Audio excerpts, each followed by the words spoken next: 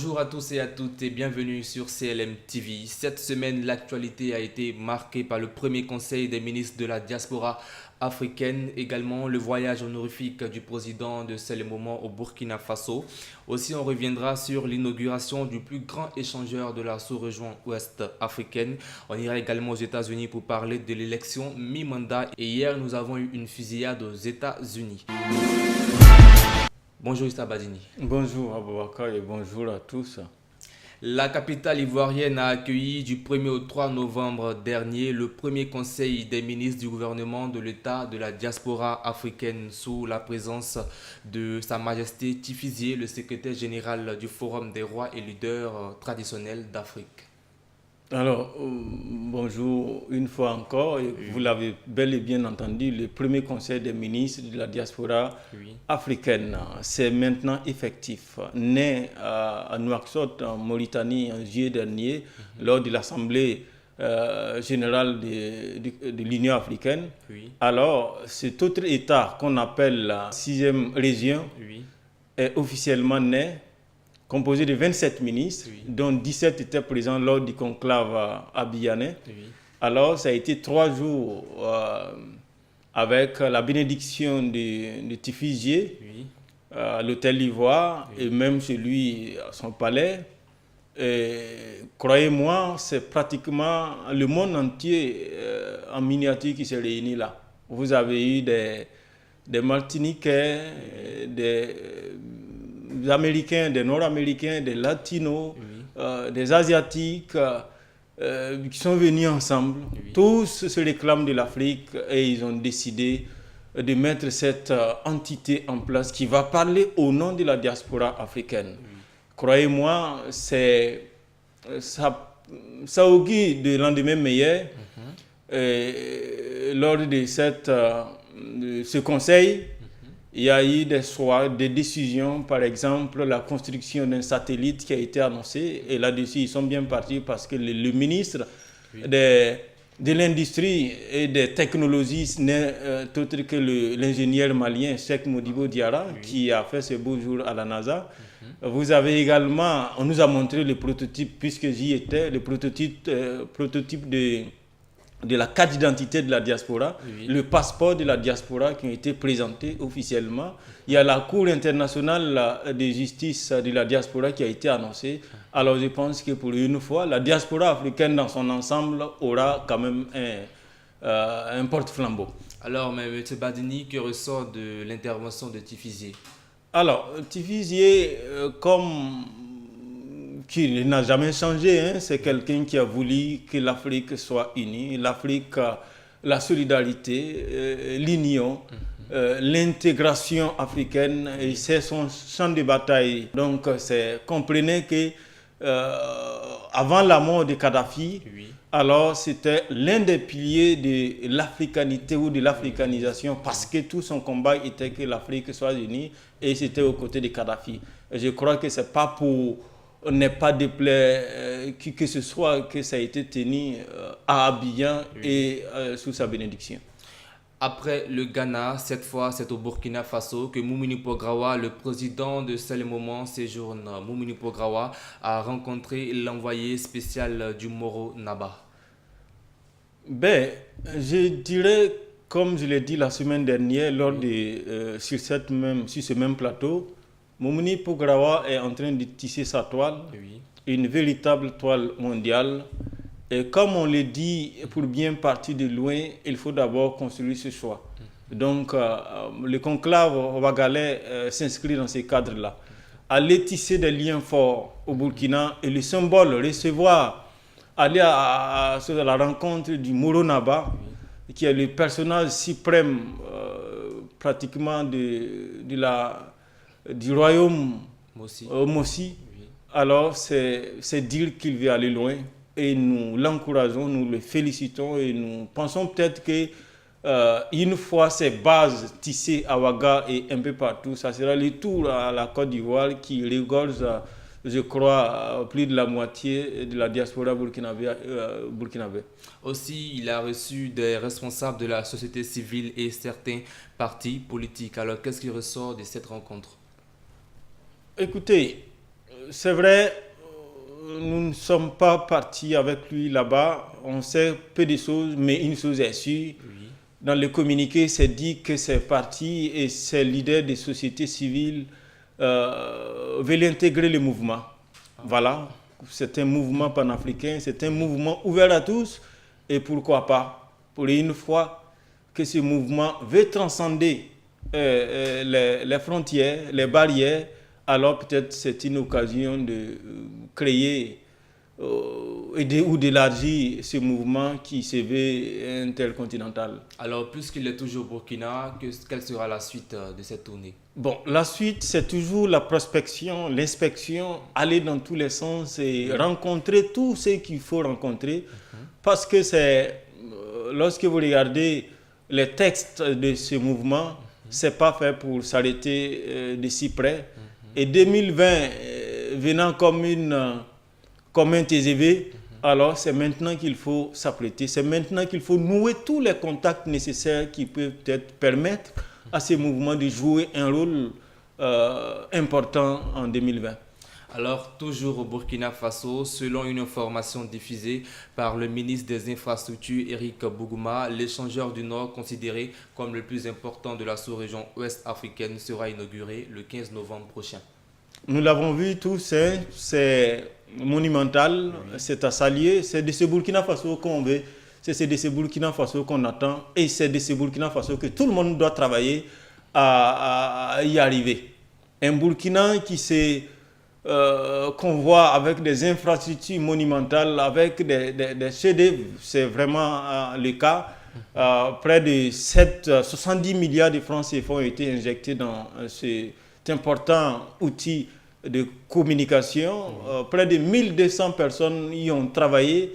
Et figurez-vous que 90% de ceux qui ont travaillé sont burkinabés. Et même 600 parmi eux ont été formés sur place.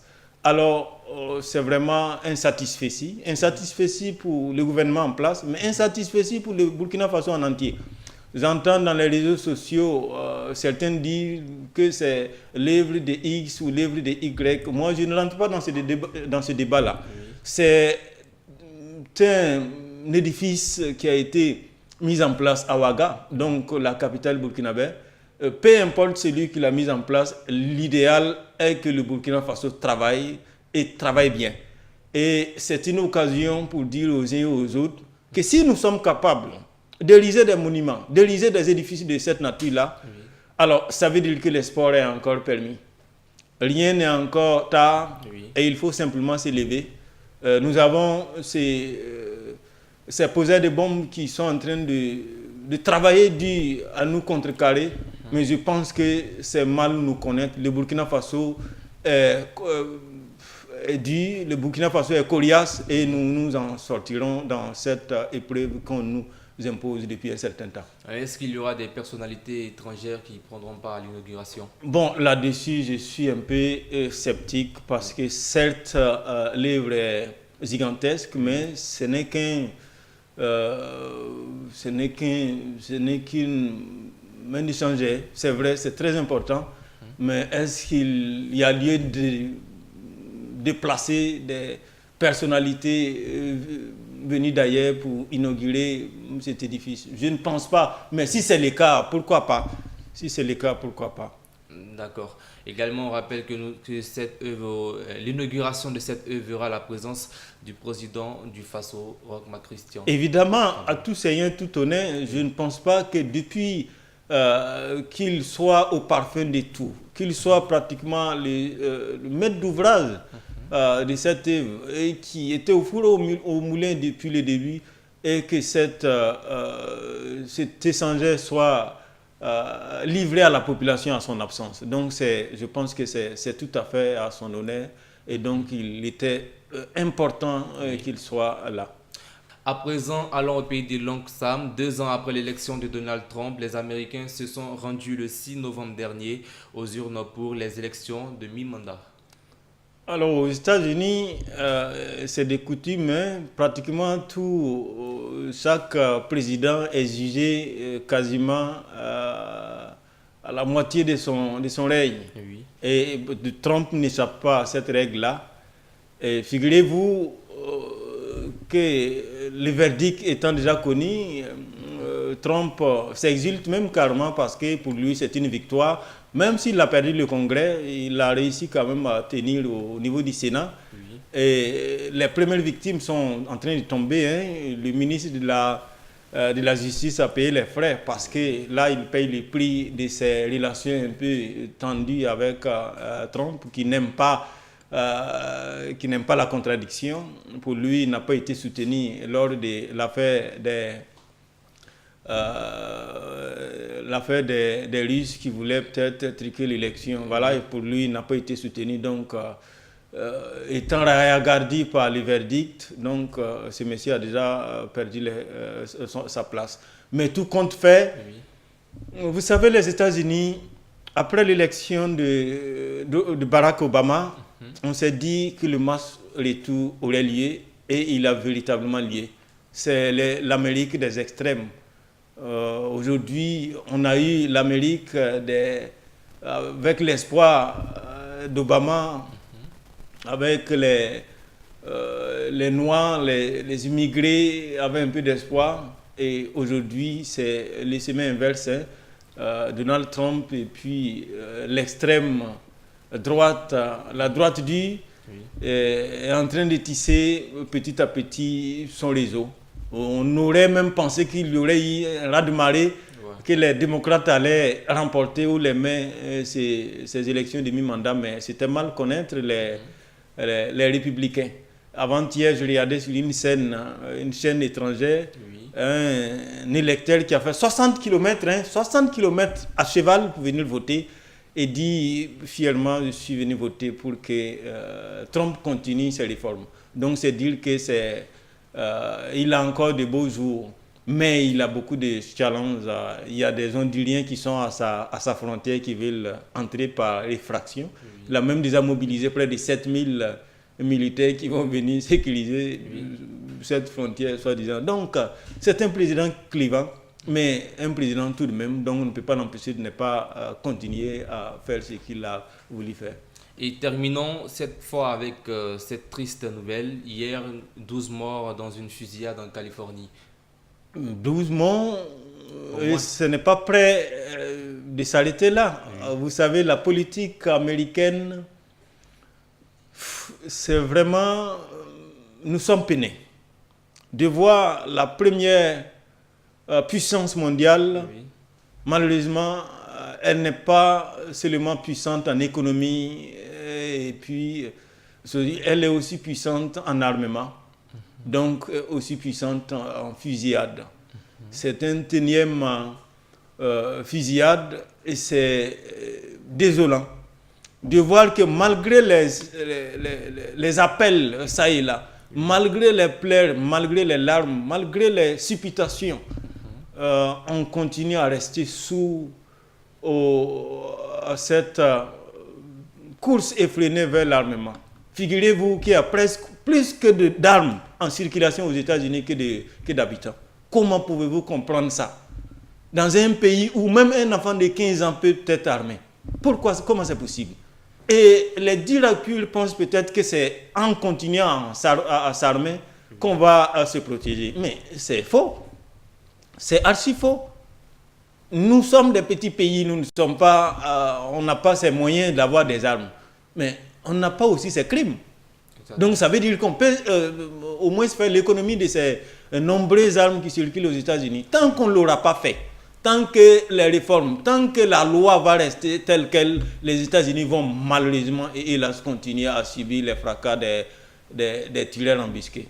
Et également, on rappelle que cette fusillade a été menée par un ancien militaire. Mais s'agit-il d'un attentat terroriste ou... Là, les doutes subsistent. Hier, on a même vu un communiqué pratiquement qui regrettait son décès. Oui. Donc, c'est fort possible que ça soit juste l'œuvre d'une personne un peu perdue. Oui. C'est possible. Mais je dis et je le répète, il y a trop d'armes en circulation aux États-Unis. Aujourd'hui, peut-être c'est un ancien militaire, mais hier, ça a été un écolier. Demain, ça pourrait peut-être être aussi un commerçant ou c'est pas un truc comme ça. Nous ne pouvons pas dans ce monde qui se veut civilisé, continuer à nous armer, continuer à nous encaserner avec des mitraillettes, c'est impossible. Ce n'est pas la peine.